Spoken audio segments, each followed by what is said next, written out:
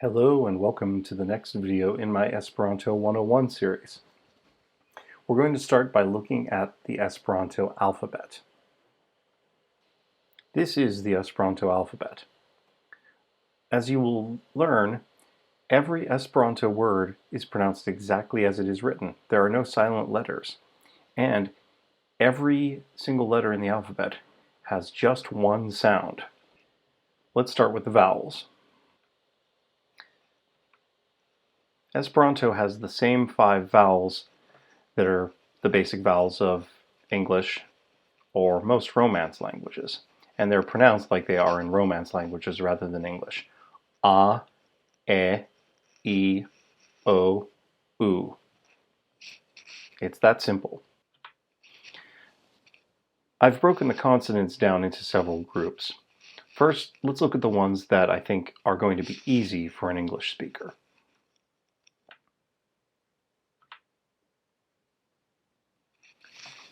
What makes these consonants easy is that they're pronounced just like they are in English. And to demonstrate, here they are with their NATO alphabet code words. So B is pronounced B, B. D is pronounced D. F is pronounced F. H, K, L, M, N, P, R, S, T, V, Z. Now you may have noticed I rolled the R. In American English, at least, we don't really roll our R's. It's difficult for Americans to do. We're not used to doing it. There isn't any other sound in Esperanto quite like the English sound, so if you use the American R in Esperanto, you're going to be understood by most Esperantists. It's not strictly correct. If you can learn to roll your R, that'll make your Esperanto pronunciation even better, but again, you're likely to be understood by most Esperantists if you use the American version. In fact, when you hear me pronouncing Esperanto throughout these videos, you're likely to hear the American R more often than not. Now we're going to look at the consonants that are trickier. These are ones that have some complexities compared to how they're pronounced in English.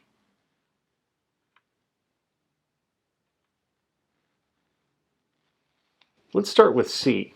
C is actually pronounced in Esperanto like a cluster of English consonants, and that cluster is T and S.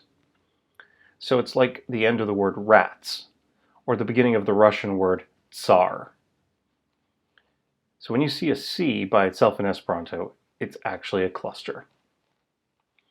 G is actually perfectly easy to pronounce in Esperanto. It's just G, as in golf or game.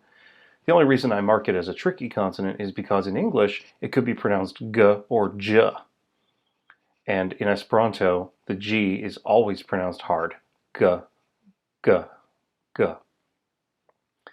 The J is tricky because it's pronounced like it would be in German. You may be familiar with the German word for yes. It's spelled J-A. It's pronounced ja. In Esperanto, the J is pronounced like the English letter Y, which is just as the J is pronounced in German. So it's the beginning of the word yes, or the beginning of the word ja. Ja, ja. And you probably noticed there are 6 letters in the alphabet that have diacritical marks over them.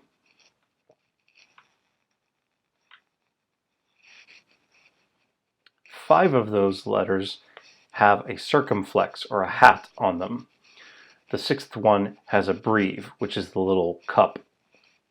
The accented C is pronounced just like the ch sound in English, the beginning and end of the word church. Ch, ch. It's always pronounced like that. The G with a hat is pronounced like the soft G, like the beginning of the word giraffe. Or the way English usually pronounces the letter J, like in the word jump or jet. The letter H with a circumflex is a sound we don't have in English at all. We only have it in borrowed words. It's the ch sound in the Yiddish word chutzpah, or at the end of the name of the composer, Bach. It's found in German and several European languages, but it's not found natively in English.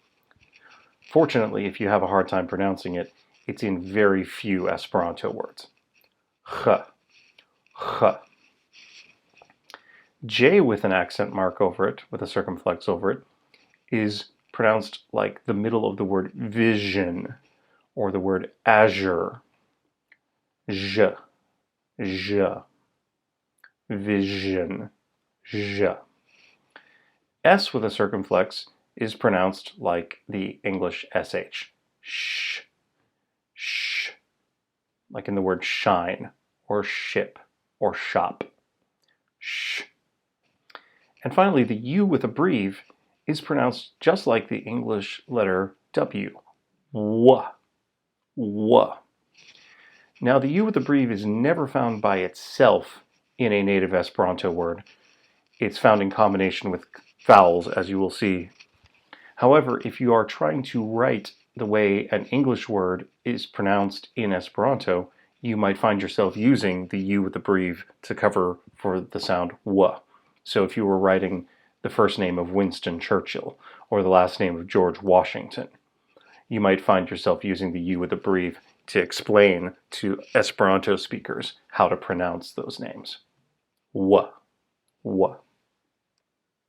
Now, how do we say the names of the letters in Esperanto?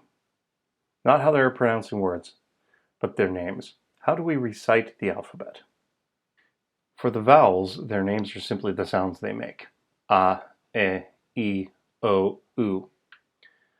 For the consonants, their names are their sounds followed by the vowel O. And that will make sense down the road in a later video. But for now, A, Bo, Tso, Cho, Do, E, Fo, Go, Jo, Ho, Cho, I, Yo, Jo, Ko, Lo, Mo, No, O, Po, Ro, So, Sho, To, U, Wo, Vo, Zo.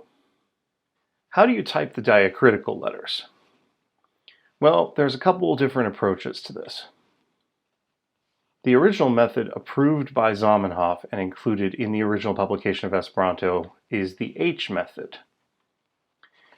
In this, for the 5 consonants with the circumflex over them, you follow them with an H. For the U with the breve, you just write U and sort of hope for the best in terms of context clues. This is the approved way. This is the official way that is written in the official founding texts of Esperanto. But it does present a problem. Let's say you had this word here, F-L-U-G-H-A-V-E-N-O, or more precisely, fo, lo, u, go, ho, a, vo, e, no, o. That GH in the middle, is that the place where a compound word is formed? In which case it's pronounced flughaveno? Or is it a combination letter? Is it one of the circumflex letters with the H substituting for the circumflex? In which case it's flughaveno. Well, it turns out it's flughaveno. But you can't really tell if you don't know that word, or that combination of words. So, the online Esperanto community came up with the X method. Since X is not a letter that exists in the native Esperanto alphabet, you replace the circumflexes or the breve on the U with an X, and there's no ambiguity. So we would know for sure that we were looking at flughaveno instead of flughaveno. The problem with this is that it is not the official approved way to write Esperanto. Now, obviously there aren't any Esperanto police who are going to come around and take your dictionary away, but some people care about doing things the way that's officially recommended by Zamenhof. And of course he lived in an era before modern word processing technology, but some people still care. The absolute best way, of course, to handle Esperanto is with Unicode. The correct spellings of the Esperanto alphabet, with the 5 circumflex letters and the 1 breathed letter, are available via Unicode. There are ways to type those characters and display them on all major operating systems nowadays. On Apple's operating systems for the iPhone, the iPad, and the Mac, on Windows, and on Android. So do a little bit of Googling because the ways to do this vary year by year. In our next video, we'll look at how to pronounce words. It's one thing to have letters, but it's another thing to actually arrange them together. Thanks for watching.